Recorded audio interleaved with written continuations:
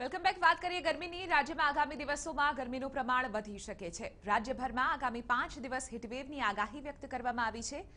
સાબરકાંઠા, બનાસકાંઠા, સુરેન્દ્રનગર, રાજકોટ, અમરેલી અને કચ્છમાં હીટવેવની આગાહી વ્યક્ત કરાઈ છે, જ્યારે કે અમદાવાદમાં 42 થી 43 ડિગ્રી તાપમાન રહેવાની શક્યતાઓ છે, જેને લઈને તંત્ર દ્વારા શહેરમાં યલો એલર્ટ જારી કરવામાં આવ્યું છે। આપણે જણાવી દઈએ કે અમદાવાદની આસપાસના જે તમામ શહેરો છે ત્યાં 41 ડિગ્રીથી વધુ તાપમાન છે।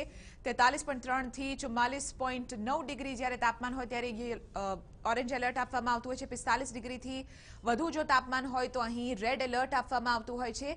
મહત્વની વાત છે કે ગરમીથી લોકો ત્રાહિમામ પોકારી ઉઠ્યા છે અને લગભગ 5 દિવસ સુધી હીટવેવની આગાહી વ્યક્ત કરવામાં આવી છે। સાથે જ તંત્ર તરફથી કહેવામાં આવી રહ્યું છે કે ગરમીથી બચવા માટે લોકોએ અનેક જે ઉપાયો છે, ખાસ કરીને ડિહાઇડ્રેટ બોડી ન થઈ જાય તે માટે પાણીનો વધુ ઉપયોગ કરવો જોઈએ। ઘરની બહાર નીકળવું તેઓએ ટાળવું જોઈએ। આ સાથે જ ઢંકાયેલા શરીરે બહાર નીકળવું હિતાવહ રહેશે। તો દિવસ દરમિયાન પ્રવાહીનું જે સેવન છે તે વધુ કરવામાં આવે, તો ફળફળાદીનું પણ સેવન છે તે વધુ કરવામાં આવે। તરબૂચ, નારંગી, મોસંબી, કાકડી જેવા ફળો ફાયદાકારક રહે છે। બપોરના સમયે હળવું ભોજન લેવાનો પણ આગ્રહ રાખવો જોઈએ। જમતી વખતે છાશના ઉપયોગથી શરીરને ઠંડક મળે છે, તો નિયમિત સમયે હળવો અને સંતુલિત ખોરાક લેવો જોઈએ। બહાર જતી વખતે ખિસ્સામાં ડુંગળી મૂકવાથી લૂ નહીં લાગે, જેને લઈને આ તમામ જે સાવચેતી છે તે રાખવી જોઈએ। તો આજ મુદ્દે વધુ જાણકારી મેળવીશું TV9ના સંવાદદાતા જિગ્નેશ પટેલ પાસેથી। જિગ્નેશ, ખાસ કરીને અમદાવાદમાં છેલ્લા 4-5 દિવસથી જે તાપમાનનો પારો છે લગભગ 43 થી ઉપર જોવા મળે। ગઈકાલે થોડીક રાહત હતી, પરંતુ હીટવેવની આગાહી તો યથાવત જ છે। હવામાન વિભાગનું શું કહેવું છે? સાથે જ અમદાવાદવાસીઓમાં ગરમીને લઈને કયા પ્રકારનો માહોલ?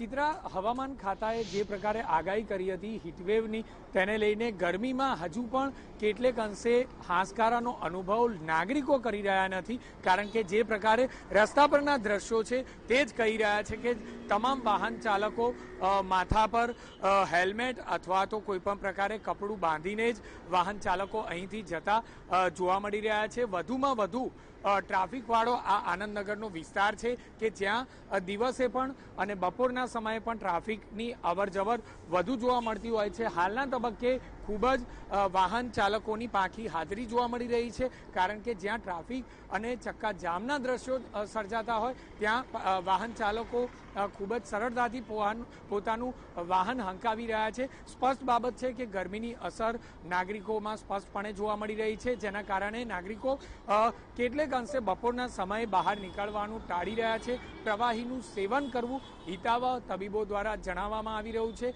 વધુમાં વધુ પ્રવાહીનું સેવન કરીને જ જો શક્ય હોય ત્યાં સુધી બહાર ન નીકળવું અને બહાર નીકળવાનું ટાળવું જોઈએ। આ પ્રકારની વાત તબીબો દ્વારા કરવામાં આવી રહી છે અને જો બહાર નીકળવું જરૂરિયાત જણાતું હોય તો વધુમાં વધુ પ્રવાહીનું સેવન કરવું અથવા તો સુતરાઉ કાપડ પહેરી અને શરીર ઢંકાય તેવા ફૂલ સ્લીવના કપડાં પહેરીને જ બહાર નીકળવું હિતાવહ જણાઈ રહ્યું છે। લોકો શેરડીનો રસ તેમજ અલગ અલગ પ્રકારે ઠંડા પીણાનો ઉપયોગ કરી અને ગરમીથી બચવા માટેના પ્રયત્નો કરી રહ્યા છે અને રસ્તા પર નીકળવાનું તેઓ ટાળી રહ્યા છે। ચિત્રા, બિલકુલ આભાર જિગ્નેશ, સમગ્ર મામલે જાણકારી આપવા બદલ। તો કહી શકાય કે અમદાવાદવાસીઓને હજુ પણ જે રાહત છે તે નથી જોવા મળી રહી। આગામી દિવસોમાં પણ અમદાવાદમાં હીટવેવની આગાહી ચોક્કસથી વ્યક્ત કરવામાં આવી છે। તો આ વચ્ચે રાજકોટમાં આખરે કયા પ્રકારનો માહોલ છે? સંવાદદાતા મોહિત ભટ્ટ જોડાઈ ચૂક્યા છે। મોહિત, રાજકોટમાં પણ એક રીતે કહી શકાય કે છેલ્લા 5 દિવસથી ગરમીનું પ્રમાણ વધુ છે। એક તરફ ગરમી વધી રહી છે, લોકોમાં પણ ઉકળાટ વધી રહ્યો છે, કઈ રીતે અહીં તંત્ર પણ તૈયાર છે? ખાસ કરીને જે ડિહાઇડ્રેશનના કેસીસ હોય છે તે આ દરમિયાન વધુ વધતા હોય છે।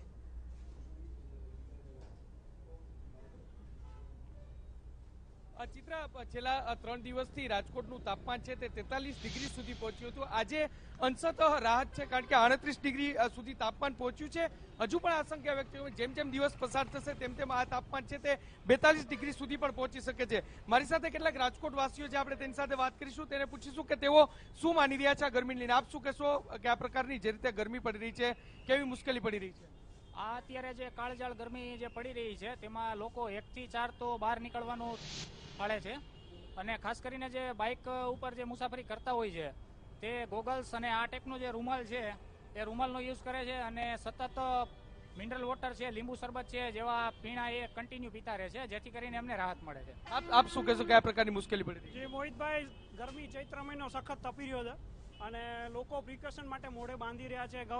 RMC બી ઘણા બધા યલો એલર્ટ્સ ને બધું જારી કરી રહી છે, તો લોકો લીંબુ શરબત છે, ગ્લુકોઝ છે, એ રીતે પી રહી છે, જેથી તડકાનું ઓછી લાગી શકે. અને માણસો મોસ્ટલી રાજકોટનું તો છે જ કે 1 થી 4 એ લોકો બહાર નીકળતા નથી, અને હવે થોડું લંબાવી દીધું 1 થી 5 સુધી માણસો ઘરની બહાર નીકળવાનું ટાળશે. ચિત્રા, જે રીતે યલો એલર્ટ પર જાહેર કરવામાં આવ્યું છે, તેને જોતા આ પ્રકારનો માહોલ, આપ શું કહેશો કે આ પ્રકાર જે રીતે આપે રૂમાલ પર રાખ્યો છે, કેવી ગરમી લાગી રહી? શું હું છેલ્લા રાજકોટમાં ઘણા વર્ષથી રહું છું, પણ આજે પહેલી વાર એવું જોવા મળ્યું કે આ એપ્રિલના સ્ટાર્ટિંગમાં 44-45 ડિગ્રી તાપમાન છે અને કોર્પોરેશન વાળા જે એડવાઇઝરી જાહેર કરવામાં આવેલી છે તો એ પ્રમાણે લોકોએ રહેવું જોઈએ અને 1 થી 4 વચ્ચે ટાળવું જોઈએ બહાર નીકળવામાં.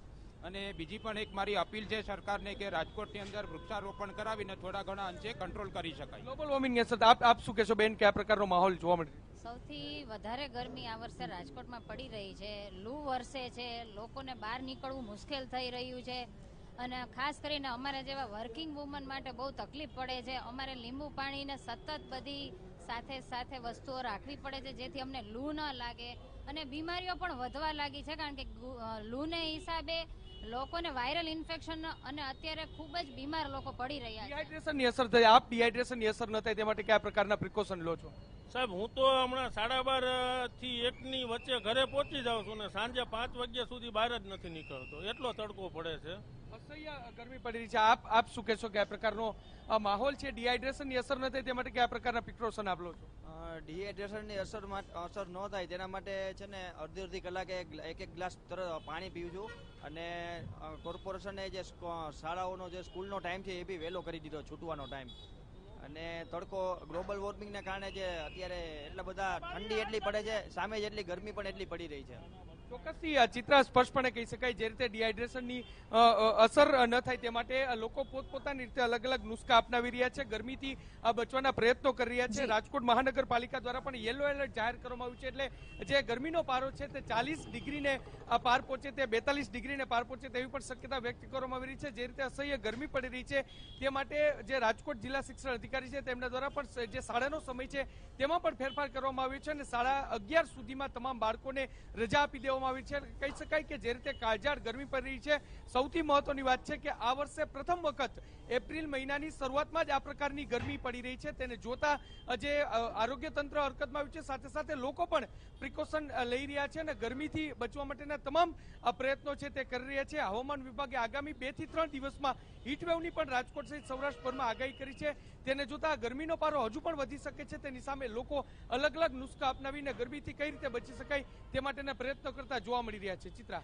બિલકુલ આભાર મોહિત, સમગ્ર મામલે જાણકારી આપવા બદલ. તો લગભગ કહી શકાય કે રાજકોટમાં પણ જે તમામ લોકો છે તેઓ ગરમીથી ત્રાહિમામ પોકારી ઉઠ્યા છે અને એક રીતે કહી શકાય કે RMC તરફથી પણ યલો એલર્ટ રાજકોટમાં જારી કરવામાં આવ્યું છે.